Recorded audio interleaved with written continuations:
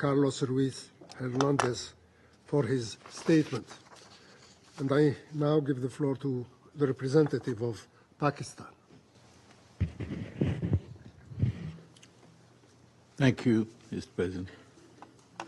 Mr. President, I would like to congratulate you, Mr. Foreign Minister, and the Algerian delegation for their leadership in convening this very important open debate today, and for Algeria's leadership role in countering terrorism in Africa under the leadership of President Tebboune. I would also like to thank Her Excellency Madam Amina Mohammed, Deputy Secretary General, and other distinguished briefers, Commissioner Adeoye and Mr. Janet, for their valuable insights. We welcome the steps that have been taken by the African Union and African countries in their fight against terrorism. Mr. President, for the past 4 decades, Pakistan has been in the forefront of the fight against global terrorism. We have paid a heavy price, with over 80,000 casualties and enormous damage to our economy.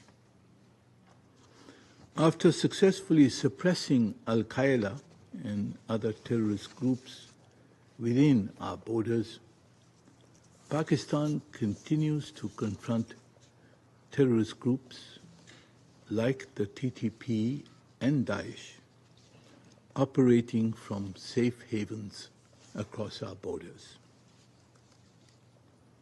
Mr. President, the global terrorism landscape has evolved dramatically since the adoption of Security Council Resolution 1373. According to the Global Terrorism Index 2024, the terrorism epicenter has now shifted from the Middle East to the Central Sahel region of sub-Saharan Africa, which now accounts for more than 50% of all deaths from terrorism globally. Terrorist groups are operating with increasing impunity in ungoverned spaces, including in the Sahel, the Horn of Africa, Cabo Delgado, and with Burkina Faso and Mali among the 3 most affected countries.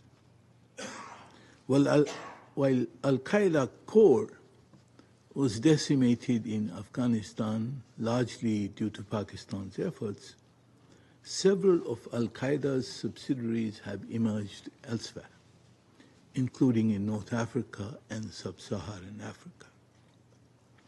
Daesh was decimated in Syria and Iraq, but its franchises have emerged in Afghanistan and the Sahel.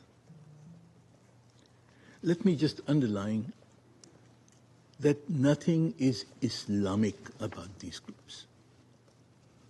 Terrorism has no religion, and it must not be projected as such. The most recent report of the monitoring team of the 1267 Al-Qaeda and Daesh Sanctions Committee details the vast nature of the global threat posed by these terrorist groups and their affiliates. Mr. President, we are all in this fight together. We must address the terrorist threat together through a comprehensive and coordinated strategy based upon the global counterterrorism strategy. Mr. President, addressing the terrorist threat in Africa must be part of this comprehensive strategy. And in this regard, we would like to make a few points. One, a regional approach is pivotal for the establishment of effective security architecture for countering terrorism. In particular, regional cooperation and engagement is vital to address the issue of cross-border terrorism. The adoption of Resolution 2719 was a historic step towards providing predictable and sustainable support for AU-led peace support operations.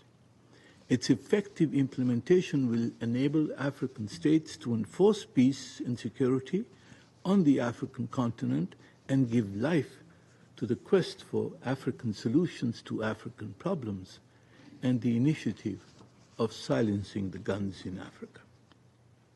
We hope that the issues related to the implementation of this resolution will be resolved rapidly by the UN Security Council and by Africa's partners.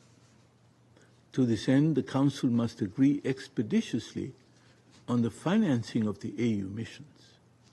Failure to reach consensus on financing has hindered the smooth transition of AU missions in several places and the implementation of strategies to counter entities like Al-Shabaab.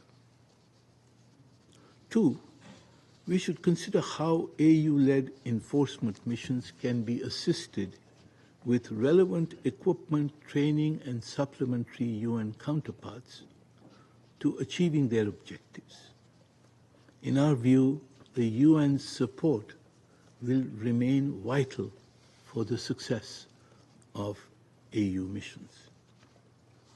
3, the AU and its sub-regional organizations should explore partnerships with other regional organizations such as the League of Arab States and the Organization of Islamic Cooperation.